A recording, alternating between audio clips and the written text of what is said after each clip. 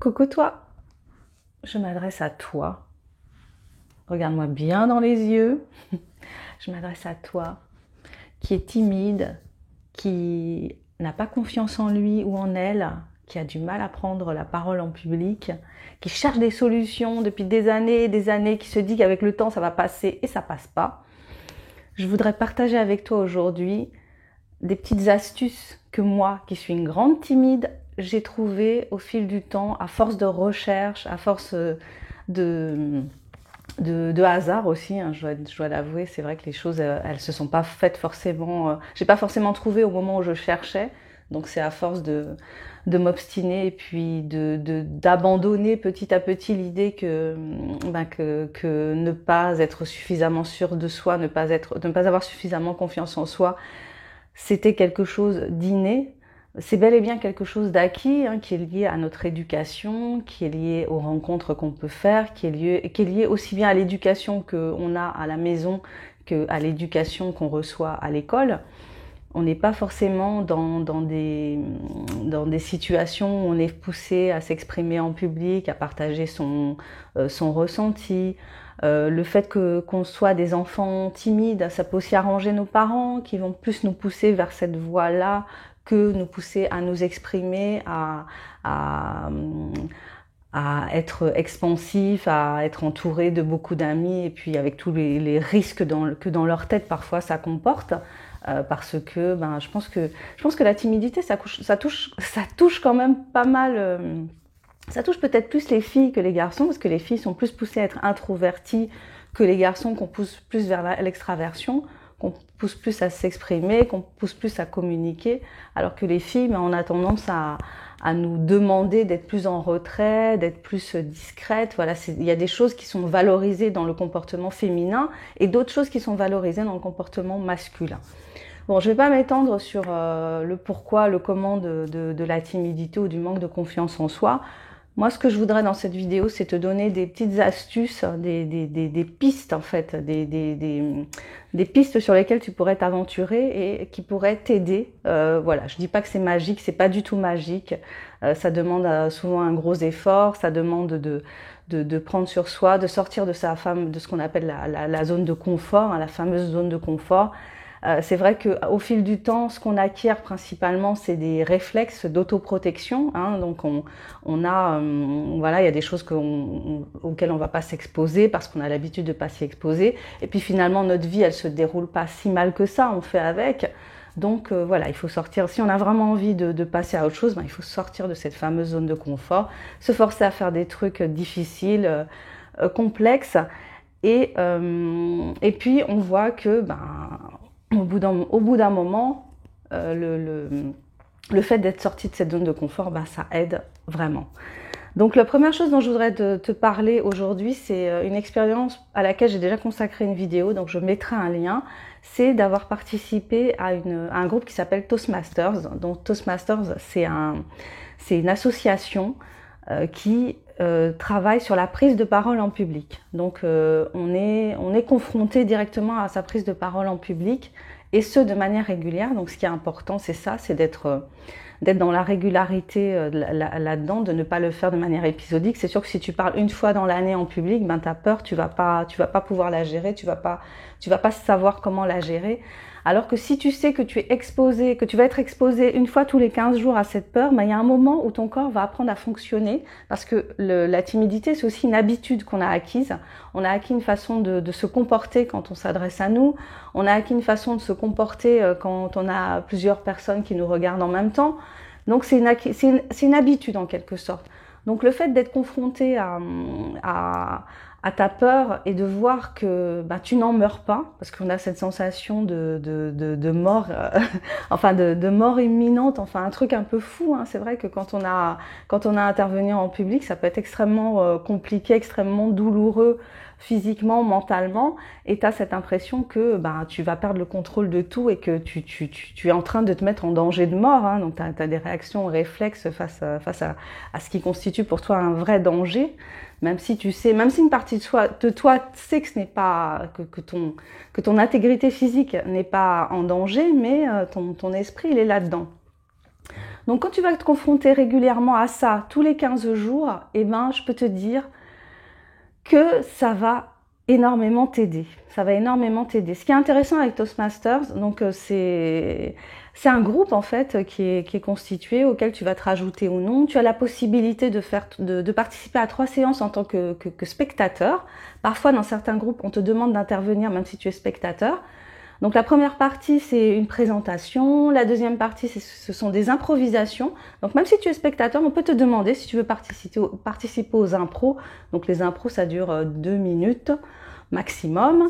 Après, il y a des personnes qui, à chaque participation, ont préparé un discours. Donc si tu rentres dans cette association-là, tu seras obligé de préparer un discours. Donc tu as une série de discours à faire sur des sujets de ton choix, et c'est ça qui est intéressant, parce que le fait d'intervenir sur un sujet de ton choix, d'intervenir alors que tu as préparé ton intervention, d'être soutenu parce que tu as un mentor que tu choisis dans l'association, donc une personne qui va te soutenir et qui va te permettre, qui va t'aider à préparer ton discours, bah ça c'est très positif, c'est très positif, et c'est très comment dire, ça te permet de dépasser ta peur, d'autant plus que le groupe, le but c'est d'être dans la bienveillance, c'est d'être dans l'accueil, dans la bienveillance. Donc même si tu es sur scène, que tu trembles, enfin sur scène, en fait c'est des tables comme ça, c'est pas une vraie scène, hein. Tu es devant les personnes, tu es au milieu de personnes. Donc même si tu trembles, même si ta voix chevrotte, même si tu es mal à l'aise, même si tu transpires, c'est pas grave. Les gens ils vont accueillir ça avec bienveillance, parce que souvent ils sont déjà passés par là. Donc il y a tout ce processus qui se fait progressivement, et on est dans une progression, et tu peux avoir des témoignages, voilà, de personnes qui, comme toi, ont démarré difficilement, et puis progressivement elles se sont habituées, leur corps s'est habitué à ce stress, et puis finalement c'est devenu quelque chose d'un peu plus facile progressivement, et puis après de beaucoup plus facile, et puis pour certains c'est devenu quasiment spontané. Donc moi, comment j'ai connu Toastmasters, c'est par le témoignage d'un blogueur américain qui s'appelle Steve Pavlina, qui raconte comment lui, timide, mal à l'aise avec les filles, il a démarré Toastmasters, et puis progressivement il est devenu voilà, il a participé à cette institution, il en a fait partie, il a fait partie de l'association, et puis ça l'a vraiment aidé à progresser en prise de parole en public. Et bon, maintenant je crois qu'il fait même des conférences. Voilà, donc c'est vraiment, il faut considérer ça vraiment comme un outil. J'ai pas utilisé ça très longtemps, j'ai dû y aller pendant à peu près 6 mois. J'ai pas fait beaucoup de discours, j'ai fait 2 discours. Mais malgré tout, même si ça a été une petite expérience, même si ces discours m'ont mis dans un état de nervosité incroyable, je trouve que ça m'a fait du bien, que ça m'a boosté. Et puis ce qui est intéressant aussi, c'est qu'il chacun a un rôle les personnes qui sont inscrites dans le groupe ont un rôle. Donc ça peut être des petits rôles, ça veut dire que tu vas intervenir, mais tu vas pas être amené à parler à bâton rompu sur un sujet. Tu vas juste, par exemple, dire si le temps de parole de chacun a été respecté. Voilà, tu es chargé de contrôler ça. Donc voilà, donc ça peut être vraiment une façon de dépasser ta timidité, comment dire, de travailler là-dessus concrètement, dans la bienveillance, dans une atmosphère amusante, voilà, et chaleureuse. Donc si tu as envie, n'hésite pas. Moi je te conseille fortement de tenter l'expérience Toastmasters. C'est pas gratuit, hein, mais c'est pas excessivement cher. En plus ils font des tarifs pour les étudiants si tu es étudiant, et ça va t'apporter énormément. Ma deuxième idée pour faire face à ton angoisse de prise de parole en public, c'est de méditer. Ouais, je sais, c'est un truc à la mode, la méditation, tout le monde médite, mais bon, la méditation, c'est quelque chose qui existe depuis des milliers d'années, c'est quelque chose qui a fait ses preuves. Alors moi, je vais pas te suggérer d'apprendre à méditer, de faire des trucs mystiques ou quoi, ou qu'est-ce. Ce que je te suggère, donc moi, ce que je fais, c'est avant quelque chose de stressant, avant un entretien, avant une intervention, c'est de t'isoler pendant quelques minutes et de méditer avec le son Aum. donc de méditer avec ce son, de le prononcer à voix basse, mais de le prononcer et de te concentrer sur ce son pendant 1 minute, 2 minutes, enfin le temps que tu peux avoir pour ça, mais vraiment le dire et te concentrer dessus. J'ai déjà essayé de travailler sur ma respiration, j'ai fait de la sophrologie, voilà, du yoga, des choses comme ça. Et moi, travailler sur la respiration, je n'y arrive pas. C'est un truc qui aurait plutôt tendance à me stresser, à m'agacer.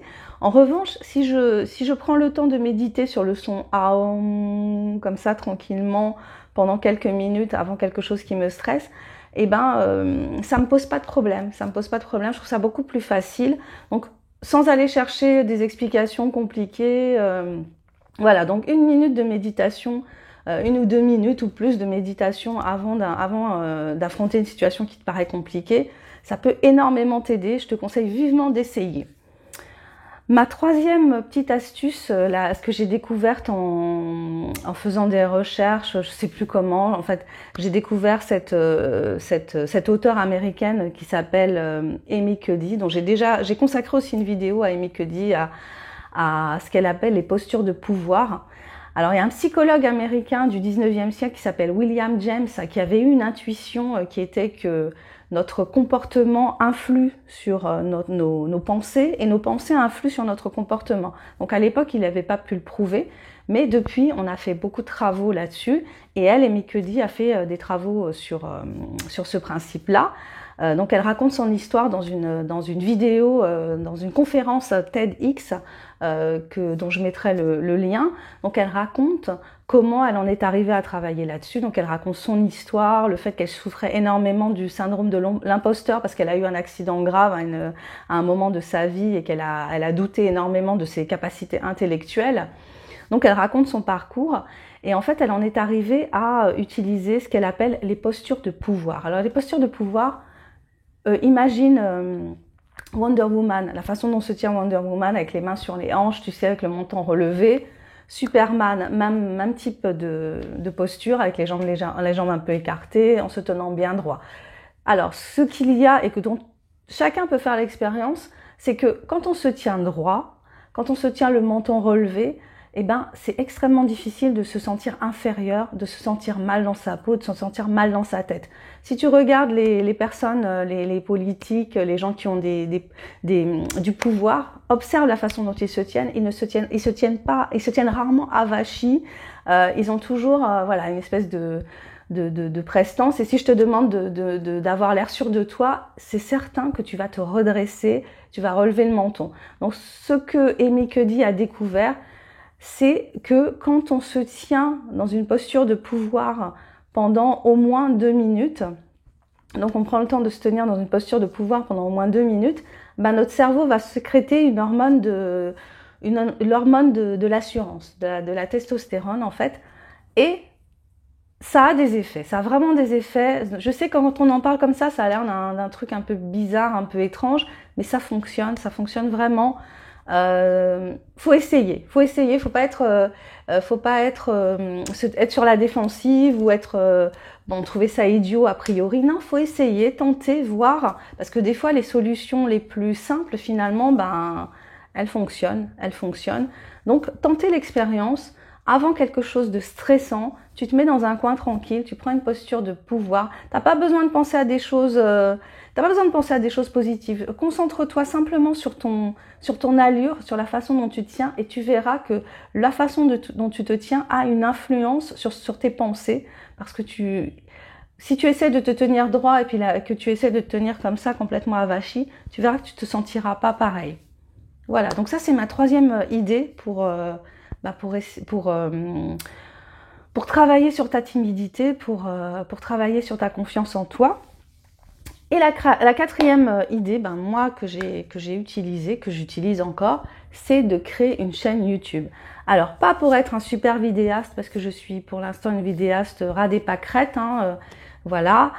Mais c'est surtout voir la vidéo comme un outil de travail sur soi, sur apprivoiser son image, se réconcilier avec soi, se réconcilier avec son image, se réconcilier avec sa façon d'être, sa façon de bouger, arrêter de s'autocritiquer, accepter le fait que voilà, qu'on bégaye, qu'on ne trouve pas toujours ses mots, que c'est normal, que tout le monde est comme ça. Donc après, c'est vrai que quand tu fais une vidéo, ben, tu peux, si tu veux vraiment faire ça sérieusement, hein, tu apprends à faire du montage, tu coupes les moments où tu bégayes, etc. Là, je t'en parle dans une visée plus d'apprentissage, donc d'apprentissage de prise de parole. Donc ça peut paraître un peu bizarre de se dire ça, mais en fait, quand tu vas tourner ta première vidéo et quand tu vas vouloir la poster, tu verras quel stress tu vas éprouver à l'idée de la poster. Donc tu te rendras bien compte qu'il s'agit d'une interaction, que tu imagines une interaction avec des gens, même si elle est un peu biaisée, mais c'est une interaction avec les personnes et ça va être difficile de poster la première vidéo, très très très difficile. Ça va peut-être être très difficile de la laisser en ligne, mais tu vas voir justement que ça te fait faire un exercice de prise de parole, ça te fait faire un exercice d'affirmation de toi quelque part et c'est vraiment intéressant. Et après, ben, à toi de voir si tu veux en parler à des gens que tu connais, leur dire que tu as créé une chaîne, que tu travailles sur avoir plus d'assurance. Ce que je te conseille, c'est de faire des vidéos sur des sujets qui t'intéressent et de construire en fait ton intervention. Voilà, ça n'a pas besoin d'être très long, ça peut durer 1 minute, 5 minutes maximum. Après, ça durera peut-être plus longtemps au fur et à mesure que tu prendras de l'assurance. Mais voilà, parle de sujets qui t'intéressent, construis, travaille avant, prépare. Voilà, ça n'a pas besoin d'être, faut pas que ce soit un truc qui te mette en danger. Non, tu peux vraiment préparer, t'apprêter, être à ton avantage quand tu vas faire cette petite vidéo. Essayer de ne pas trop t'autocritiquer en tout cas, de te dire que c'est un exercice que tu fais, avoir de la bienveillance. Je pense que faire des vidéos aussi, ça apprend à avoir de la bienveillance vis-à-vis de soi-même. On ne sait pas exactement comment les gens vont recevoir, mais c'est pas grave. C'est pas grave. Après, au niveau des commentaires, ben, y a moyen sur YouTube de contrôler les commentaires qui sont affichés, de poster ta vidéo en mettant l'option que ça ne peut pas être commenté. Enfin voilà, après à toi de voir comment tu gères ça, mais faire au moins une vidéo par semaine sur ce réseau-là, je trouve que c'est vraiment très très formateur et que ça fait vraiment travailler la confiance en soi. Et ça l'a fait travailler en dehors d'un cadre d'analyse, de thérapie et tout, qui au final te fait plus t'ancre en fait, parce que quand tu es en thérapie, souvent tu vas travailler sur le pourquoi, le comment, et maman, et papa, et mon histoire, et ceci et cela, et puis en fait souvent tu restes bloqué à ça, tu as du mal à décoller, quoi. Tu es toujours dans cette analyse, dans cette réflexion, t'es pas dans l'action en fait. Alors que quand tu es devant ta caméra et que tu parles d'un sujet, bah, tu es dans l'action, tu es dans le sujet et puis bah, au fur et à mesure, tu vas découvrir que ce que tu fais là, eh ben, ça te sert ailleurs. Voilà. Il y a un proverbe qui dit que notre façon de faire une chose, c'est notre façon de faire toute chose. Donc quand on évolue dans un domaine, ben, ça modifie aussi notre façon de faire des choses ailleurs, sans qu'on en ait forcément conscience. Voilà, c'était ça que je voulais partager avec toi aujourd'hui. J'espère que ben, si tu es un grand ou une grande timide, ben, ça va t'apporter quelque chose, vraiment, c'est mon objectif.